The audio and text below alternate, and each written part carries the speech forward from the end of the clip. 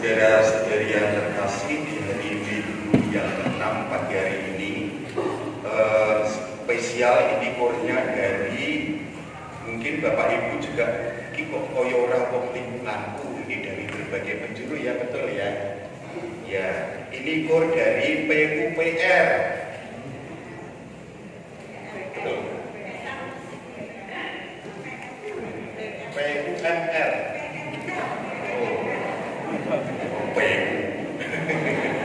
Dari PML, Pusat Musik Liturgi, betul, yang di Kota Baru itu ya. Oh ya, mereka dengan inovasinya sekaligus juga memberi contoh untuk kita bagaimana bernyanyi yang baik. Maka mereka menjadi teladan untuk seluruh dunia. Saudara-saudari yang terkasih, orang yang mengagungkan kekuatannya sendiri itu tidak berkenan di hadapan Allah. Sebaliknya, orang yang percaya akan Allah, hidupnya akan subur dan berbuah seperti diungkap dalam bacaan pertama. Dalam bacaan Injil, Tuhan bersabda, "Berbahagialah hai kamu yang miskin," dan lain sebagainya, berbahagia, sabda bahagia. Lalu celakalah kamu, hai kamu yang kaya, dan lain sebagainya. Bukan berarti yang kaya ini salah, orang kaya salah, tetapi konteksnya pada saat itu orang-orang kaya, orang-orang berkuasa banyak menindas rakyat kecil, banyak menindas orang-orang miskin. Maka situasinya dibalik sedemikian rupa. Yang berbahagia malah orang miskin. Di zaman sekarang mungkin spontan kita itu memberontak dengan kalimat itu ya. Berbahagialah kamu hai orang miskin. Berbahagia piye? Nek orang duit-duit mosok seneng.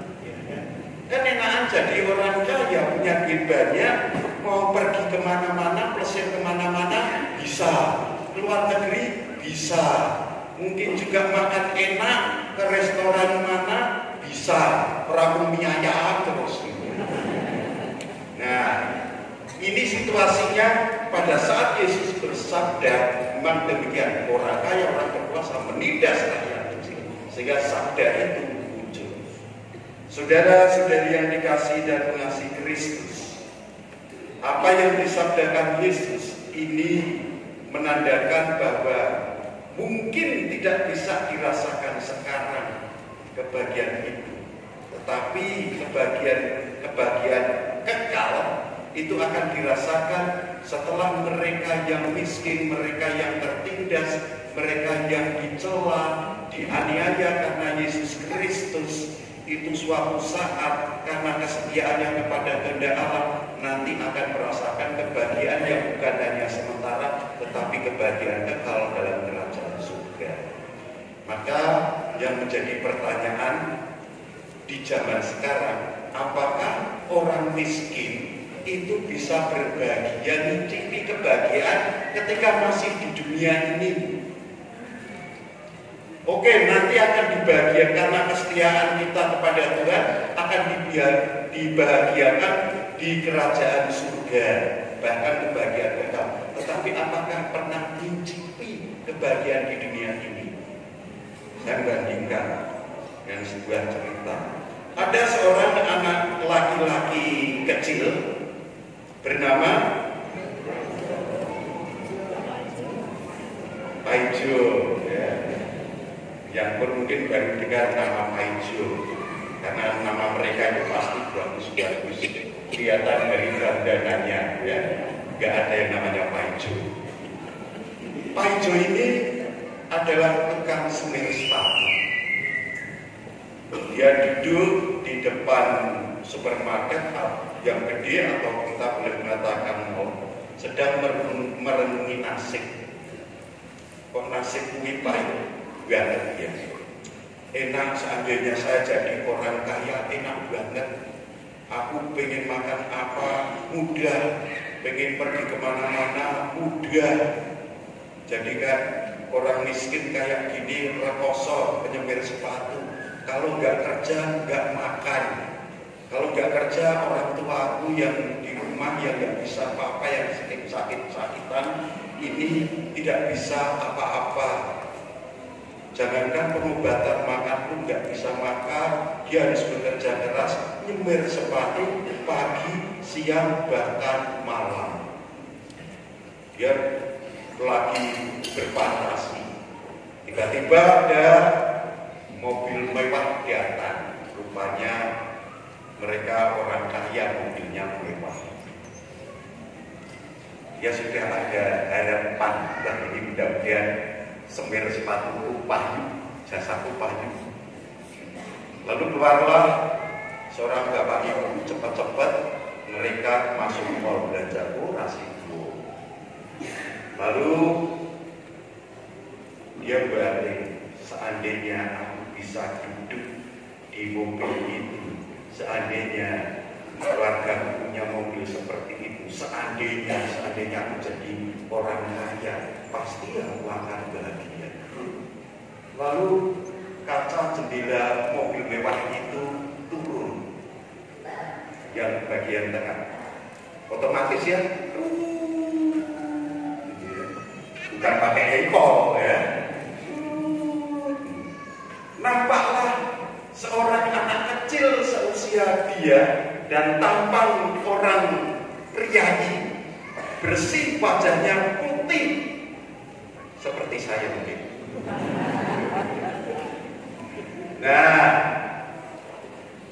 ternyata anak di dalam mobil itu, anak kaya itu membatin, alangkah senangnya jika aku dapat hidup bebas seperti tukang semen itu. Akhirnya, lalu kemudian anak kaya itu melambaikan tangan kepada Pak Ijo supaya mendekat. Pak Ijo bergegas, senang, wah iki jasaku payu, nyemir sepatu. Ternyata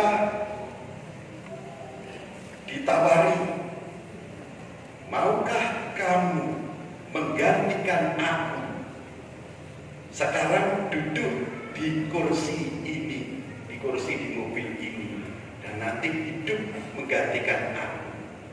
Sudah berbinar-binar, pintu dibuka otomatis.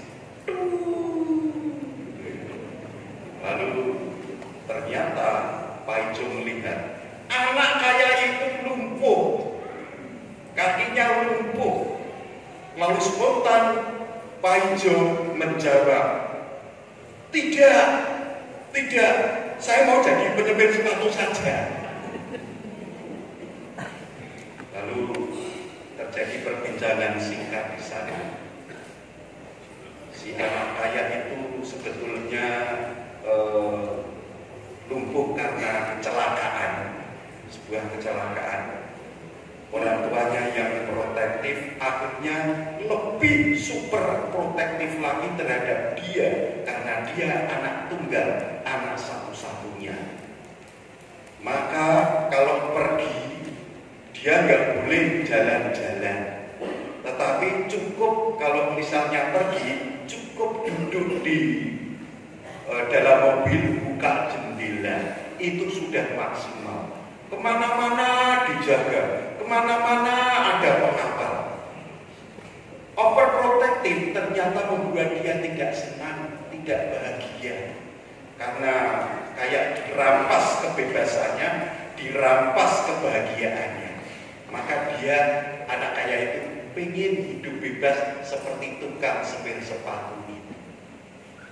Saudara-saudara yang terkasih, overprotective itu bisa saja melanda kehidupan kita. Misalnya kalau pacaran, sing cowok iki cemburunan, punya pacar, pacarnya baru salaman dengan cowok-cowok lain, kuwi wis nesu-nesu, sudah dianggap kamu selingkuh ya, padahal pun salaman. Nah, bagaimana kalau misalnya dia sedang sekolah atau kuliah, kalau belajar kelompok, emang harus belajar kelompok itu harus dengan cewek semua? Padahal murid-murid kan biasanya di kuliah atau di sekolah itu ada cowok cewek ya. Seperti itu. Baru pacaran saja sudah overprotective dan gitu, ditinggal kapok. Ada suami istri yang putri ini cemburunan. Suaminya lagi duduk di depan, lalu kemudian beranjak nyapu-nyapu, resik-resik halaman depan, kemudian diparani, dijak ngobrol oleh seorang janda. Itu saja sudah dari dalam rumah, dari jendela sudah ketemu-ketemu. Wah, iki mesti sudah akan selingkuh tenang. Begitu sudah bincang-bincang masuk dalam rumah, itu sudah digebrak meja, sudah dilempari gelas dan piring. Nah ini kita boleh cemburu, tapi ya enggak terlalu gitu. Itu namanya cemburu. Nah, basa Jawane cemburu buta ngawur. Ya ini kadang-kadang punya pasangan yang kayak gitu. Enak itu nggak punya pasangan. Sopo sing arep nyemburoni? Orang duwe pacar, orang duwe bojo, contohnya Romo.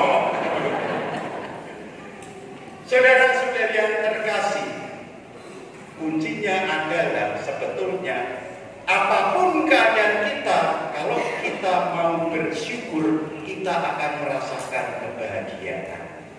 Tapi kadang-kadang kita itu gampang iri. Melihat tetangganya punya mobil baru, iri. Aku duwene kok motor, aku duwene kok pitontel. Gampang iri ya toh. Melihat temannya itu bisa pergi ke luar negeri, iri. Kok aku paling-paling rekreasi kok mung ninggon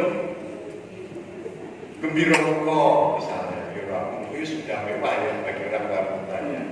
Atau mungkin pelaku-pelaku nenggon jalan Gedung Kuning atau jalan-jalan di kota gede, iri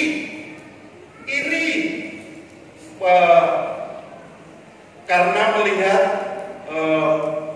pacarnya itu ternyata lebih punya barang-barang mewah daripada dia.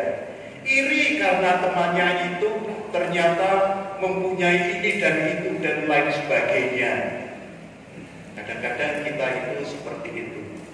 Saudara-saudari yang terkasih, jangan mudah untuk membandingkan. Kuncinya adalah mampu untuk bersyukur apapun yang kita miliki, apapun situasinya sekarang ini, marilah kita bersyukur. Kita akan merasakan kebahagiaan. Meskipun harus dikatakan kesenangan kebahagiaan di dunia ini hanyalah sementara. Dan kalau kita setia dalam keadaan apapun, meskipun situasinya itu sulit atau pahit sekalipun, kita tetap setia kepada Allah, nanti kita akan mendapatkan kebahagiaan kekal dalam kerajaan surga seperti yang dijanjikan Yesus kepada kita. Marilah kita hening sejenak untuk meresapkan kata sabda